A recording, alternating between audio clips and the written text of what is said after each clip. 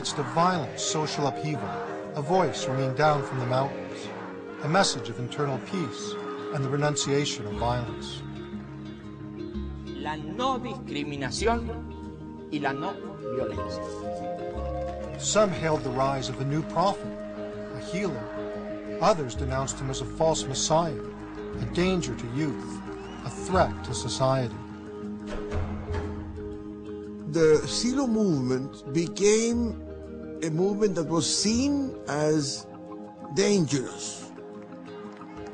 His followers persecuted, tortured, even killed. The press did an incredible campaign saying that we were having drugs, we were having orgies, we were having I don't know which satanic practices. His voice silenced, his words denounced and mocked. Yet somehow, this unpresupposing South American has touched lives all over the planet, from Mali to Montreal, from the poorest slums to the halls of power.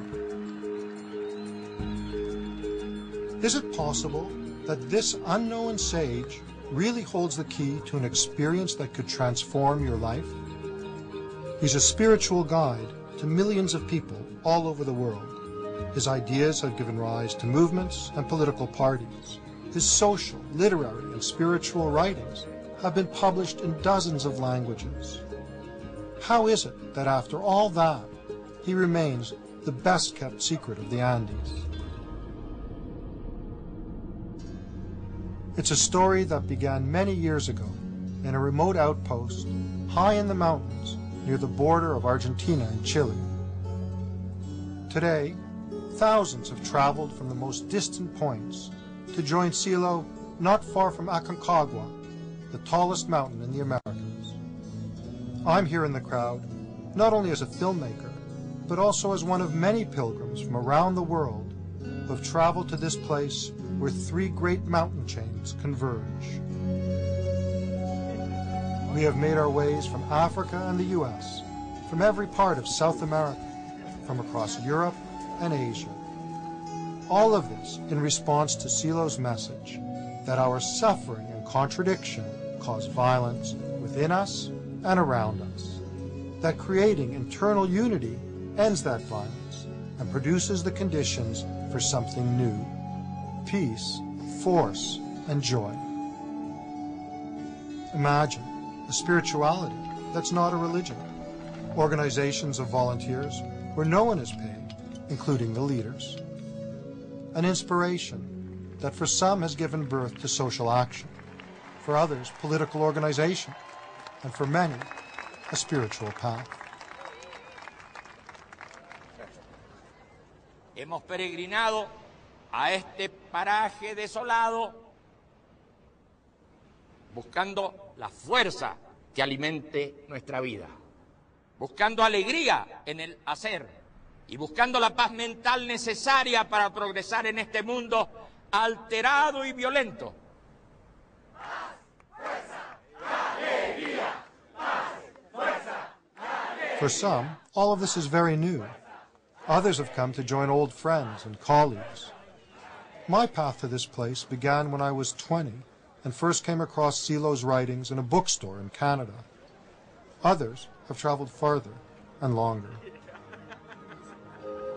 The first time Silo spoke here, the rocky landscape was unadorned by buildings. Those who came did so at great personal risk. The first time, no one arrived in such style. The authorities were even less welcoming. The situation was more complicated and more dangerous. It may not be obvious in what a tourist might see today, but by the late 60s, Argentina was being torn apart by military dictatorship, right-wing hit squads, left-wing guerrillas, and everything in between.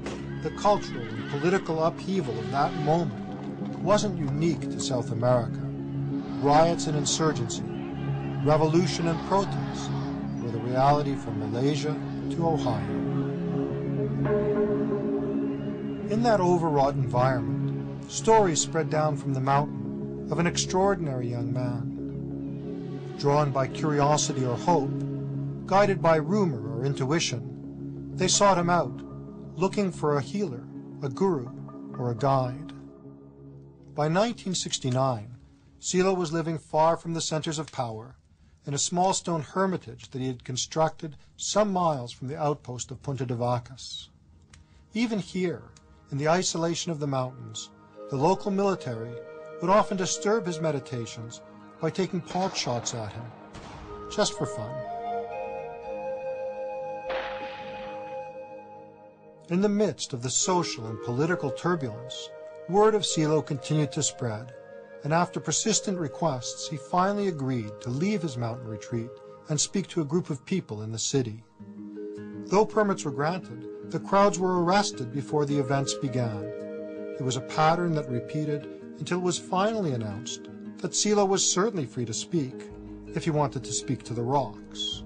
He was told that he'd be welcome to return to his hermitage and speak to all the people who wanted to join him there.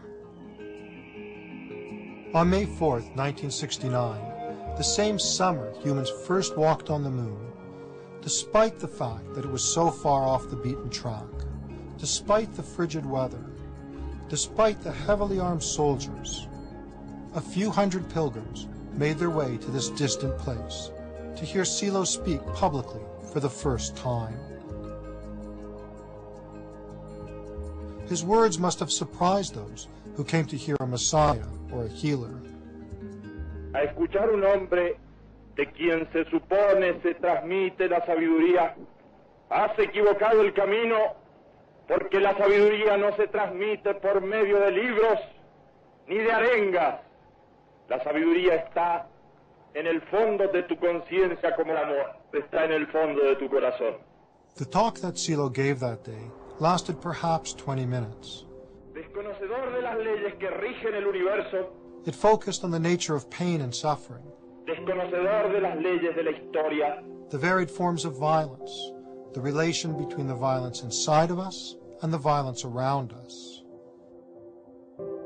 At the heart of it was the tale of a traveler who had lost his way, a story of suffering and pleasure, of need and desire, and the possibility of a profound change. And somehow, despite all the difficulties, his message spread, by word of mouth, by flyers and posters, by every means imaginable, even as a comic book. Silo spoke here 30 years later, in 1999. Aquí estamos de nuevo. It was then that the stainless steel pillar was raised to commemorate his first talk. He spoke here again in 2004, and then in 2007. But over all that time, his message has remained unchanged. Y bueno, y es la ciencia y es la justicia la que puede mejorar el dolor humano. Pero el sufrimiento humano es mental. Y el sufrimiento humano no se soluciona ni por el desarrollo de la ciencia, ni por el desarrollo de la justicia. Es un esfuerzo que tiene que hacer el ser humano para entrar en otras regiones de la mente. Ese es nuestro tema. Learn to treat others in the way that you want to be treated. Learn to surpass pain and suffering in yourself, in those close to you, and in human society. Harmless stuff. You might think so, but it provoked a ferocious attack from the press, religious leaders, and the dictatorship, from the right and the left, a wave of slander and misinformation that would lead to Siloists being attacked, jailed, and even murdered.